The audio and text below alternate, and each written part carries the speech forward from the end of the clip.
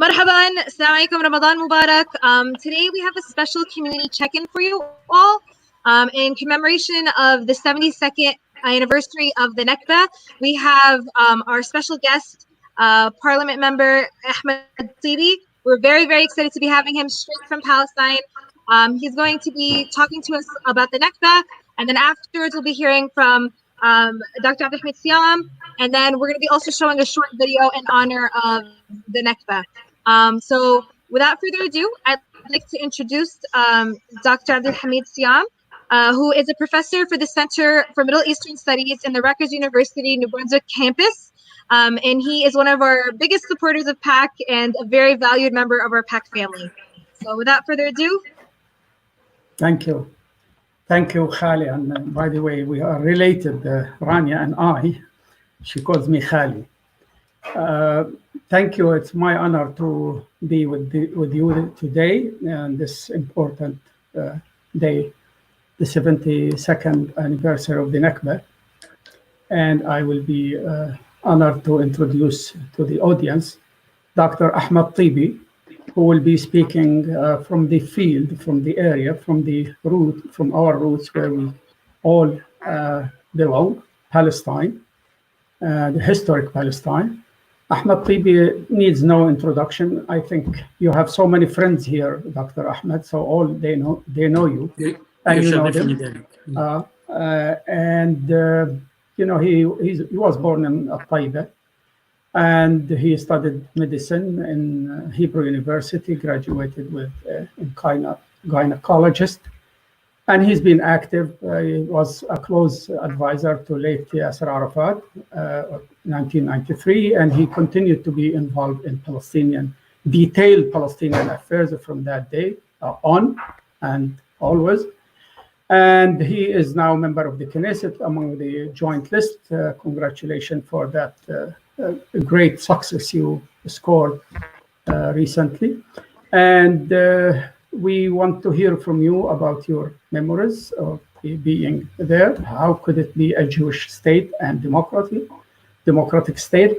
Do they work together, democracy and exclusive Jewish state, especially after they defined themselves as an exclusive Jewish state? And we have so many, I'm sure the audience will ask you many questions. Dr. Ahmed Tibi, the floor is yours. السلام عليكم جميعا. تمام اني بحكي بالعربي للجميع. هيك اتفقنا، انت بتحكي بالعربي وانا I will have the English and we will handle it this way. I am honored. كم اخ او اخت بيسمعوني الان؟ مين الموجود بالاجتماع هذا؟ I think it is live, so only people will be joining in as we proceed. It could be the other day we have like probably hundreds of people. Okay. So it will be on Facebook and on I think Twitter, and they have streamlining this lecture. Great. It could be hundreds. We don't know. It could be 900 people. It could be 200. Okay. Yeah. Thank you.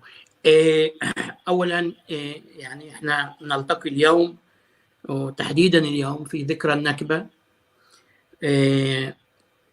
اليوم أنا أخذت ابنتي ناتالي إلى يافا. يافا التي بقيت صمدت ولكنها تغيرت بفعل النكبة ومحاولات التهويد المنهجية.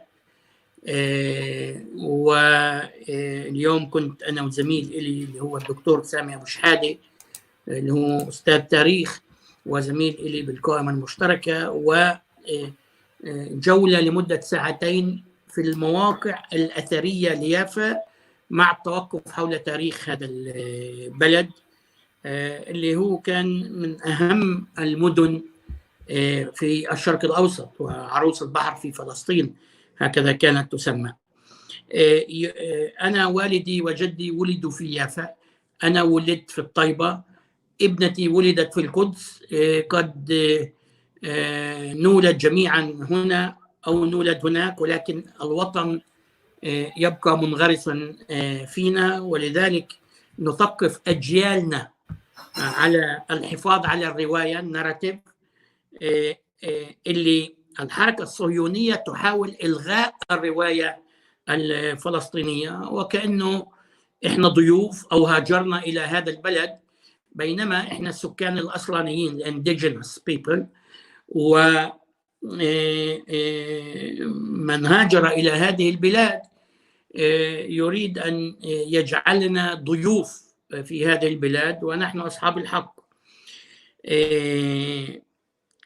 القضية الأساسية اللي نواجهها هنا في الداخل هي القوانين العنصرية، وعلى رأسها قانون القومية الذي كما تحدثت دكتور ينص على exclusive Jewish state، يعني ويلغي أي وجود لكينونة أو حتى بين هلالين أقلية قومية غير يهودية، وبالتحديد هو يستهدف الوجود الفلسطيني الذي كان غالبية عددية قبل النكبة وتحول إلى أقلية عددية، ولكن الحياة مستمرة.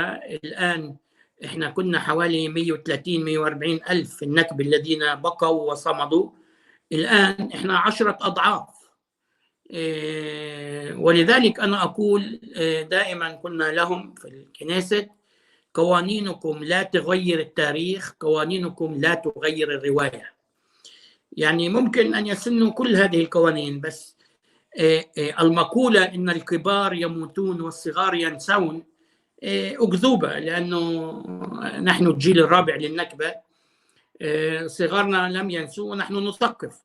في ضرورة لتوسيع عملية التثقيف لأنها غير كافية، والتأكيد على الرواية وعلى الشواهد والوقائع التاريخية التي تحاول الرواية الفلسطينية أن تشوهها وتغيرها وتشقلبها أبيض أسود أسود أبيض.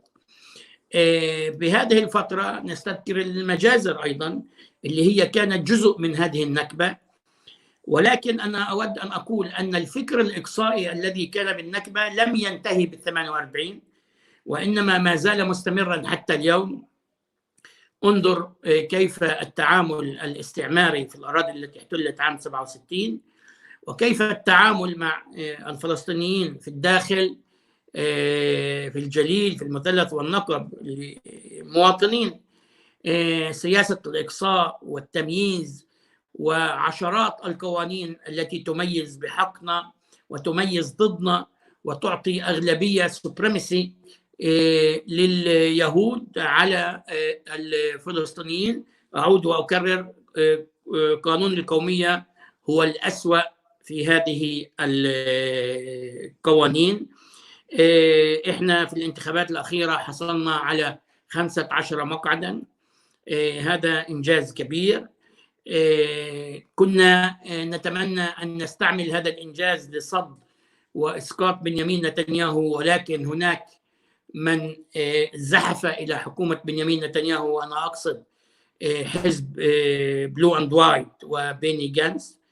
والآن يوم الأحد سيتم الإعلان رسميا عن حكومة بنيامين نتنياهو الخامسة التي تضم حزب الليكود وحزب بلو أند وايت أزرق أبيض، اللي أحد أهم بنودها وإن لم يكتب في المبادئ الأساسية إلا أنه معلن ومتفق عليه موضوع الضم annexation، ضم الأراضي الفلسطينية المحتلة. وهذا تحدي أمام العالم، أمام القيادة الفلسطينية، أمام الشعب الفلسطيني، أمامنا جميعا، وأمام القوى التقدمية هنا في هذه البلاد المعارضة للاحتلال وهي منكمشة منذ سنوات طويلة. ولكن هذا من أكثر التحديات أمامنا داخل البرلمان كقائمة مشتركة وكجماهير عربية فلسطينية أيضا.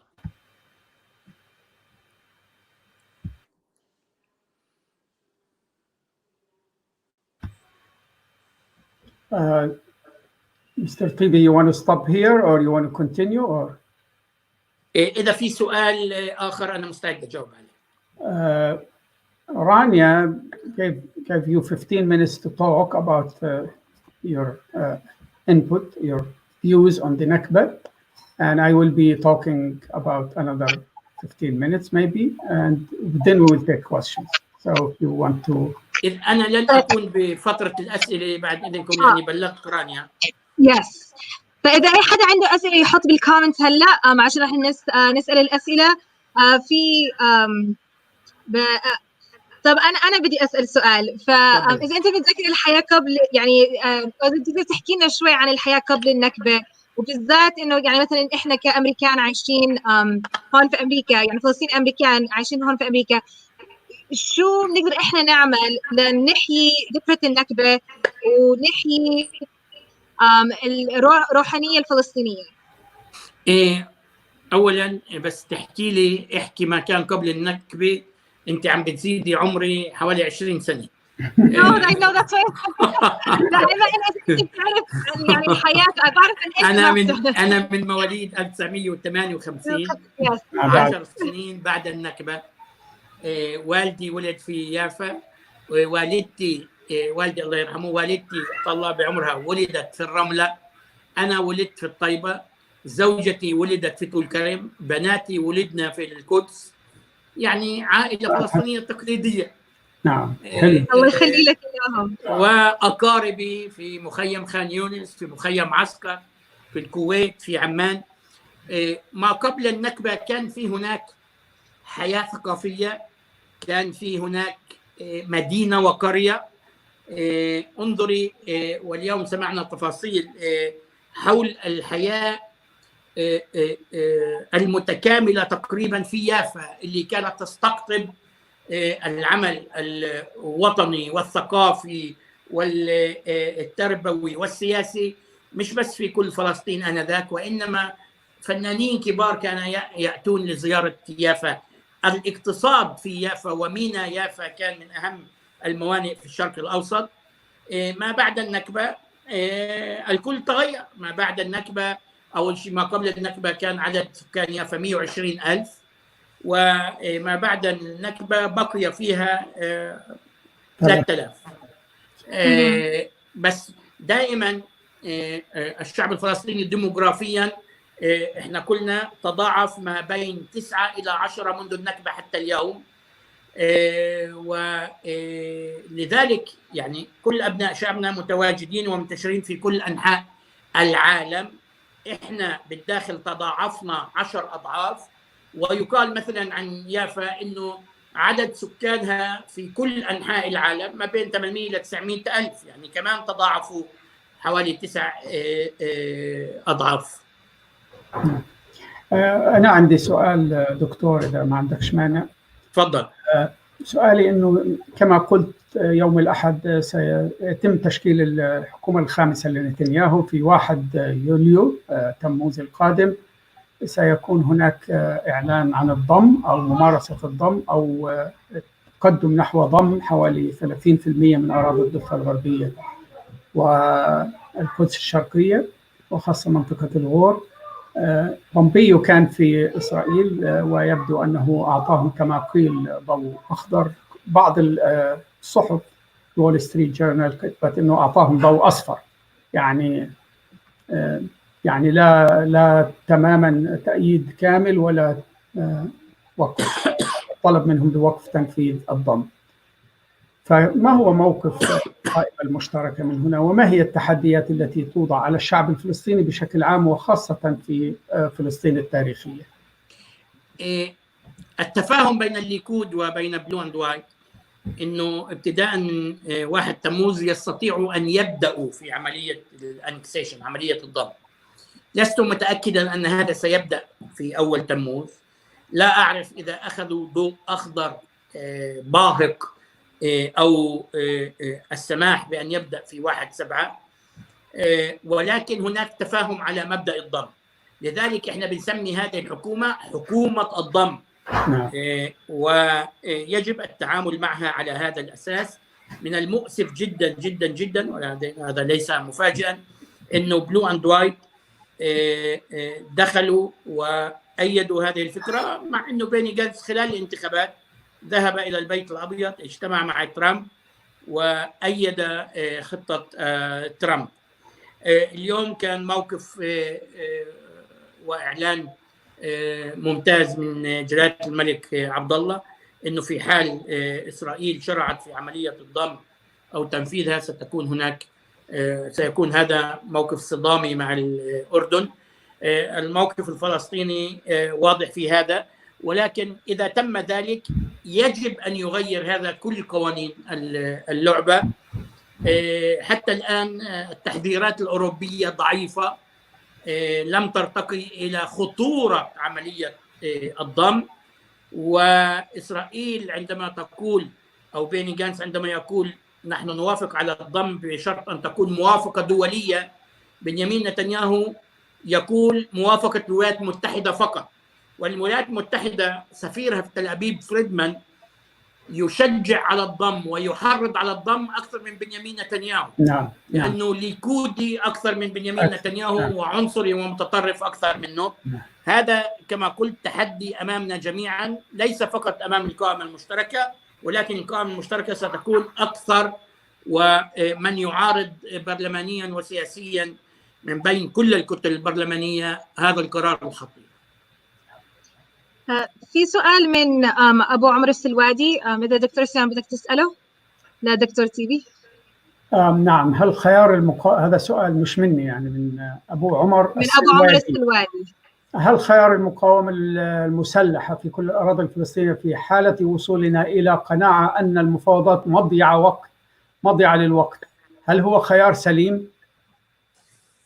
يعني الفصائل الفلسطينية لا أريد أن أقول لها كيف تقاوم. أنا أعتقد أن المقاومة الشعبية مهمة ناجحة إذا تم استغلالها بالشكل الفعال والصحيح. الشعبية يعني أقول popular resistance. كان في الماضي مقاومة مسلحة، ما زال من غزة. أنا أعتقد أنه هناك أدوات أخرى مثل إلغاء الاتفاقات وتغيير كامل فيما يتعلق بالتعامل بين السلطة الوطنية الفلسطينية وبين حكومة إسرائيل، وليس ما هو عليه اليوم. لأنه ما من شك في أنه حكومة إسرائيل أجهضت اتفاقيات أوسلو من محتواها وقتلتها، كما قتلت فكرة حل الدولتين بشكل تدريجي. فعنا كمان سؤال.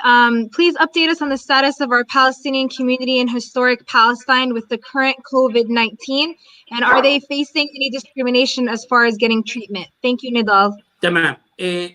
فعلا في بداية جائحة الكورونا البانديميا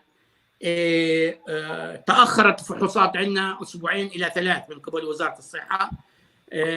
ضربنا على الطاولة وكان مطلبنا وصرخة جماهيرية وصرخة الجهات المختصة والنواب، وبدأت هذه الفحوصات بتأخير أسبوعين 3.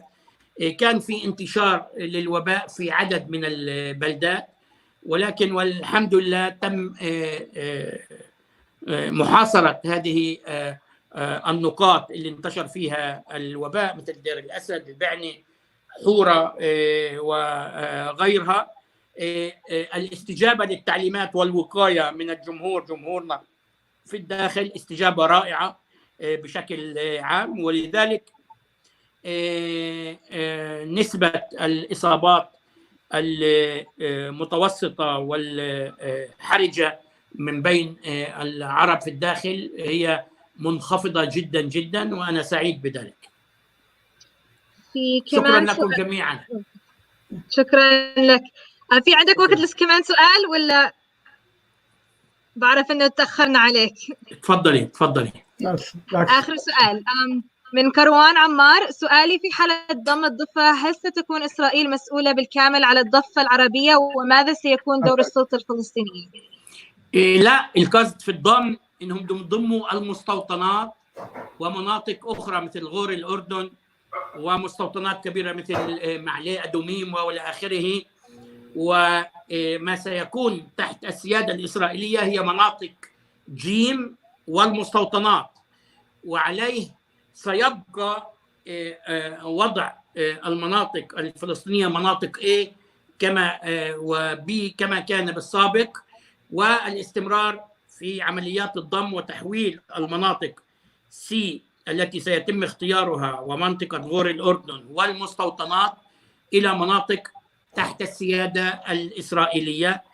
لذلك سيكون وضع جهازين قانونيين، ووضع السلطة الفلسطينية وما تحت سيطرتها سيبقى كما كان دون أن تفرض إسرائيل سيطرتها على مناطق السلطة كما جاء في هذا السؤال. يعطيك العافية. Thank you so much, Dr. Tibi. رمضان كريم. Always to see you. مبروك رمضان عليك. And رمضان extend مبارك. our greetings to our people in historic Palestine. Thank you. حياك الله ويعطيك العافية. Thank you so much for joining us. شكرا لوجودك معنا. Okay, so now we're going to go to our next part of our program, which we will be going into an English portion, discussing the Nakba. What does it mean for us living in America? How can we continue commemorating the Nakba? And with that, I give the mic to Dr. Abdelhamid Siam. Thank you, Khalid. Thank you, Pak. I really salute you for what you're doing. You really raised the Palestinian and Arab state so high in this difficult time. So congratulations, and I really commend you for all what you did. As you know, today is the 72nd anniversary of the Nakba. And for those who read Arabic, I recommend that you read my article today in Al-Quds Al-Arabi, and I put it on my page on Facebook, which is called Painful Memories During the Last 72 Years, or during the 72nd anniversary of the Nakba. Painful memories. And I want to share some of these memories with you, memories of our people, not personal memories. Yeah. First, I want you to know that the Nakba did not start 1948. It started earlier. And we have, in order to understand what happened in 1948, we have to look back at least 30 years of colonialism, of the British colonialism in Palestine, which made it easier and made it possible to establish a Jewish state in Palestine. So we have to go back and study the Balfour Declaration. We have to see how it was written, the language, the evasive language that it was used. So, for example, it used the word Jewish home in Palestine. They didn't use the word Jewish state, so they used the word home. So what is the difference between a state and home? So if the Israeli, push them, they say, well, look, we put home. It's like you going back, this is your home.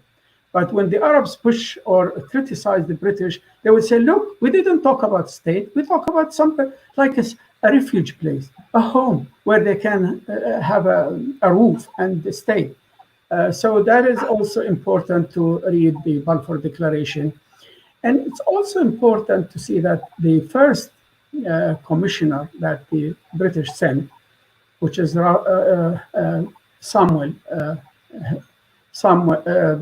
British council, it's called Robert Samuel. He was a Zionist himself, and he was designated, he was assigned to bring as many immigrants to Palestine as possible. So Herbert Samuel, in fact, made it open for anyone who wants to immigrate. So the immigration started from the very beginning to bring as many Jews to Palestine as possible. Because what is Zionism after all? The idea, the ideology that Herzl put together, it's a very simple idea. Zionism means that bringing as many Jews to Palestine, taking as much as possible of land, and kicking out as many Arabs as possible. So it's a two-way operation, bringing in and throwing out, taking the land without the people. From that day until today, this is the ideology of Zionism, to bring as many Jews from all over the world to Palestine and to squeeze the Palestinian to the bare minimum of existence, of their minimum of presence in Palestine. That's why it was, as we see now, Palestinians are scattered all over the world. Yes, it's true. The Palestinians have doubled since 1948, 9 times. They multiplied 9 times. There are over 14.2 million, but only about 40% of them in historic Palestine, about 6 million. And as you know, they're scattered into different categories. Those who in Jerusalem are treated differently. Those who are in Gaza completely under blockade. Those who are in the West Bank, they have with the blue ID, which is under occupation. And those who are in Israel, they are considered second-class citizens, as we all know. Yeah. And as Tibi mentioned clearly and eloquently. So that's the first thing we have to read a little bit about what happened before 1948, which led to the catastrophe, the Nakba. And the second thing that they keep talking about, that there was war, 5 Arab armies came to crush the Jewish state, and that is also, it is very untrue. That's not true at all. I mean, those Arab armies came all together, about 20,000, which is the Haganah itself, by itself, has about 65,000, completely trained, completely equipped with the most modern arms at that time.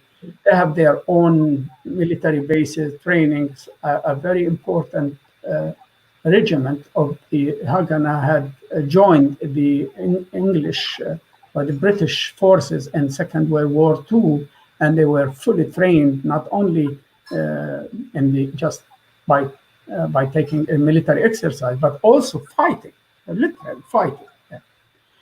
The other thing that we have also to remember, that the existence of Israel had went through stages of legitimization. The first legitimization happened in 29 November 1947, what we call when the GA passed that resolution, which is called Partition Plan, which partitioned Palestine into 2 states, keeping Jerusalem as corpus separatum, or a special status. So the partition plan also, I recommend all the young generation to read it, because it was so unfair. So because even at 1947, the vast majority of the population were Palestinians. It's about 70% of Palestinian living over 2/3 of the land, or over even 90% of the land. And there was 1/3 Jews who were basically recent immigrants living or owning about 4 to 5 to 6% of the land.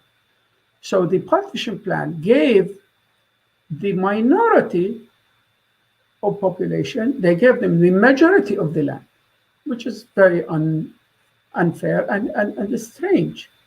I mean, you give 70% of the population, about 46% of the land, and you give the 30% who are recent immigrants, or the majority of them are recent immigrants, you give them 55% of the land, with keeping about 2 to 3% Jerusalem as corpus separatum. So that is important. From that day on, the Palestinians went through different stages, but let me talk about 3 major ones. The first stage, which I call it the disposition, or الضياع, سنوات الضياع, and the years of the first, we could say 15, 17 years, from 1948 all the way to 1964, 65. The Palestinians during this period were trying to put their lives together, trying to survive, to live, trying to find work, to build their own scattered life. They were scattered in 58 refugee camps in the West Bank, Gaza, Jordan, Syria, and Lebanon. UNRWA was assisting them, and they took advantage of the education. So they were all joining schools. And they realized that without education, probably they will not be making living or decent living, and they will not be accepted in the Arab world. So that's the first stage, which this stage it started to end by 1964, in fact, when the PLO was established, and 1965, when the first army group was established, the Fatah group, the Palestine liberation movement. So these years of disposition, Palestinians were even reflecting on their situation. They were determined that if they don't do it, no one will do it. If they don't fight, the Arabs will not fight for them. In fact, they were stabbed by the Arabs, as I spoke about the army, the 20,000 army from Syria, Lebanon, Egypt, and some units from Iraq, and maybe a few other volunteers, which was not serious, really, war. And of course, Jordan, I forgot, but it's important to mention because the commander of the Jordanian army was British himself, and England was also colonizing Egypt at that time, and colonizing Iraq, and France was still almost, just left Syria in 1946. So these countries were, especially Jordan, Egypt, and Saudi Arabia, and Iraq, were all run by the British. And the British who created Israel. So would you think that these armies are prepared to fight a British trained and equipped army? No, it's impossible.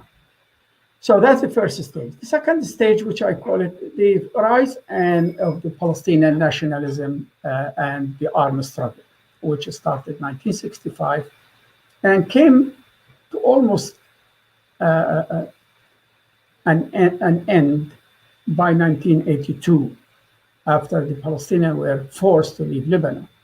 So this Palestinian revolution, which was making major impact, not only in the Arab world, but at a global level.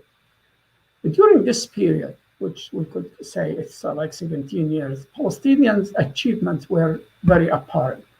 The PLO was recognized as the sole legitimate representative of the Palestinian people. Palestinian, created their institutions, the students, women group, the Palestinian, even little industry like Samid, famous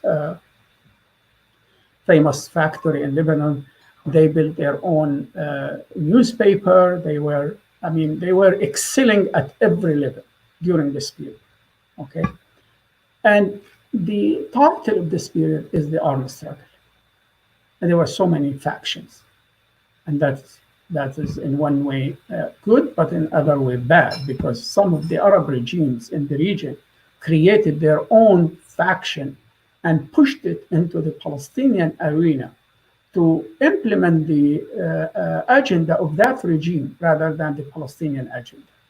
Okay, and that's what put the Palestinian in an odd position with some of the regimes, be it in Jordan or in Syria or in Lebanon or Iraq or Egypt. So there's always some kind of conflict, not necessarily because the Palestinians themselves decided to do so, but in fact, sometimes they are pushed into a no choice of either defending themselves or they will be annihilated. And that's what explained there's so many confrontations happen with the Palestinian, be it in Jordan 1970 or in Lebanon 1975 and 4, and in Syria, and many other cases like that, which is the Palestinians were in fact dragged into these kind of confrontation. Following the departure from Beirut 1982, which we enter the third stage of the Palestine, which is the peace process, or attempting peace, or trying negotiation, or trying the other alternative than the armed struggle. And that, in fact, encouraged by first the Egyptian peace treaty with Israel, 1979, the Camp David Accord, and that is Egypt, the most important Arab country, the most powerful, the largest army, pulling out from the Arab-Israeli conflict, making everyone weak after that. No one can fill the vacuum left by Egypt. Iraq tried, didn't work. Libya, Gaddafi tried, but that was even a joke. Syria tried. They have so much to do in Syria, but they cannot do it by themselves. Okay, so when Egypt signed that peace treaty, that means the Arab solidarity, the Arab support to Palestine started to crumble, followed immediately by the Iran-Iraq war, which also took Iraq out of the confrontation, and they were busy with what we used to be called the Eastern Front. So that Iraq was out.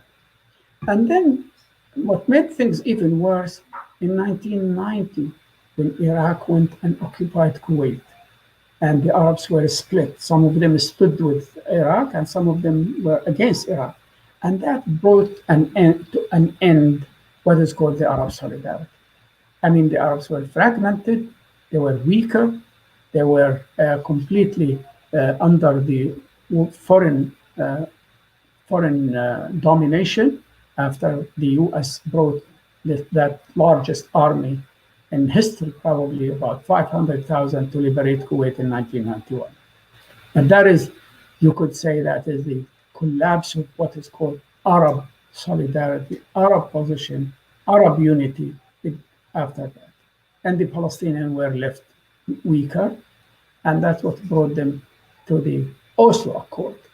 And after Oslo Accord, this is a new stage open, which is dealing directly with the Israelis. I mean, once the Palestinians went to Oslo, I mean, there was immediately, in a very short period, Jordan was able to sign Wadi Araba peace treaty also, and there was negotiation between Israel and Syria. And this idea of steadfastness and standing together and negotiating together completely was fragmented. And from Oslo until today, we all can witness what happened to the Palestinians. It is a renewed Nakba almost every day. We lost more land, there are more settlement in every almost part of Palestine. Jerusalem almost completely under the domination of Israel. There is a wall that surrounds the West Bank, which is about 480 miles. Thousands of Palestinians went to jail, including children, women. Poverty had stricken so hard among the Palestinians. The Palestinian economy completely is captive to Israel. Gaza is under blockade since 2007 for the last 13 years. Poverty is one of the worst places in the world. And as we speak now, also, we should admit that we are at the weakest point in our history. Not only because the Palestinians are divided, but also because Arabs are different also. Those who were not even, used not to dare to deal with Israel, and now they are opening their channels to the Israeli. They are inviting the Israeli. They'll go visit Israel. Israel has a relation with at least, they say, 12 Arab countries. Some of them even welcome them with open arms. Some of them start even to dehumanize the Palestinians, as you all know recently. So the Nakba, which started in 1948, we see more of it as we speak. Palestinians are divided. Palestinians are left almost alone. There are many Arabs are reaching out to Israel under the pretext that they have a common enemy, which is Iran. And the other important issue is the U.S. The U.S., under this administration, it had never been another administration as supportive to Israel as the Trump administration. It's not like an American administration, the Trump administration. It is an Israeli extreme right administration. They are more loyal to Israel than some of the Israelis. I mean, this bargain of the century, it was drafted by the Israelis themselves and David Friedman, who Dr. Tibi spoke about. He's more loyalist to the Israeli than to America. And Greenblatt, who also known to be a famous supportive of Israel, and a Zionist himself, together with Kushner, the son-in-law of the president, those who wrote the bargain of the century. So it's important that to remember as we commemorate the 72nd, also to remember that it is a very special occasion, that this anniversary falls within the parameters of the bargain of the century, which might take another step forward on July 1st, as we spoke. So that doesn't mean we should feel despair and completely pessimistic. No, we really believe in our people and their steadfastness and their sacrifices and the support they receive from all real, truly honored Arab people and Muslim people around the world, and also good any people who support justice and peace from around the world. They will be standing with the Palestinians, but the Palestinians themselves also, they should shoulder their responsibility as we come into a very crucial moment on July 1st and after. Thank you very much. Thank you so much. That was such an enlightening talk. I think it's a great way of seeing the full history. It's crazy thinking it's been 72 years since the Nakba, because, you know, a lot of us, like you said, you're seeing it every day. We're living, ongoing, and living this Nakba over and over again. Yes. So the next part of our program, we're going to be watching a video that Yaqub Kamel put together from the organization Salamatkum. They put a special video together, and then we'll end it with some questions and answers. So put a very special video together in honor of the Nakba that I'm going to be playing now.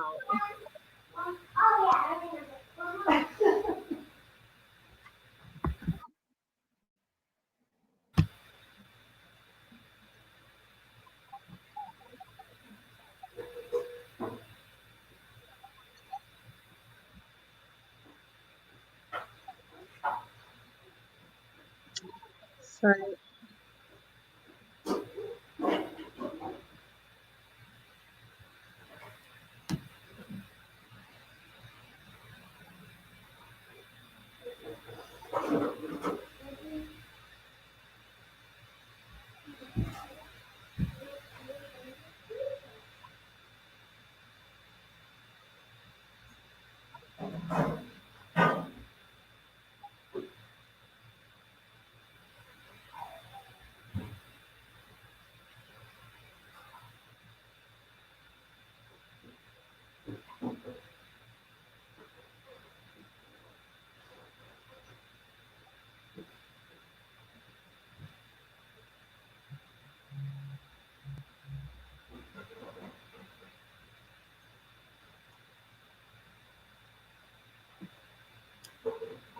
Maybe the volume is muted or what happened? We can't hear anything, Rania. Oh. The sound is not coming out. Okay, that's not good.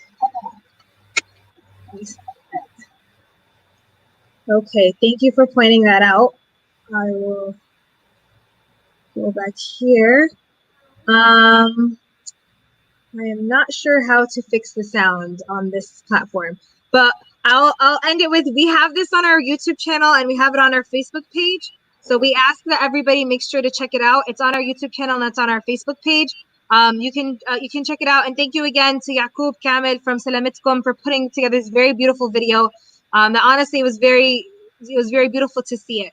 So you can see the video. تقدر تشوف الفيديو كمان مرة على الفيسبوك، صفحة الفيسبوك تبعنا أو على اليوتيوب. كأنه في شوية مشكلة بالصوت، بس تقدروا تروحوا تشوفوها على الفيسبوك أو على اليوتيوب اللي معنا. تقدروا بس تنزلوا على الصفحة تبعتنا. So with that, راح ناخذ سؤال من كروان عمار. سأل الدكتور عبد الحميد، ما هو دور الأمم المتحدة في حالة الضم، وما توقعاتكم إذا قامت إسرائيل بذلك؟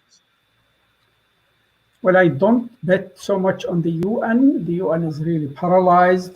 I mean, the UN is as powerful as the member states want it to be powerful. The member states are represented in the Security Council. There are 15 countries there. 5 of them are permanent, including the United States. So the UN will oppose the annexation. The UN will not endorse it. there might be a resolution in the General Assembly to declare that annexation is null and void, which will get a large number of votes. But if it goes to the Security Council, it will be vetoed by the US, as we all know.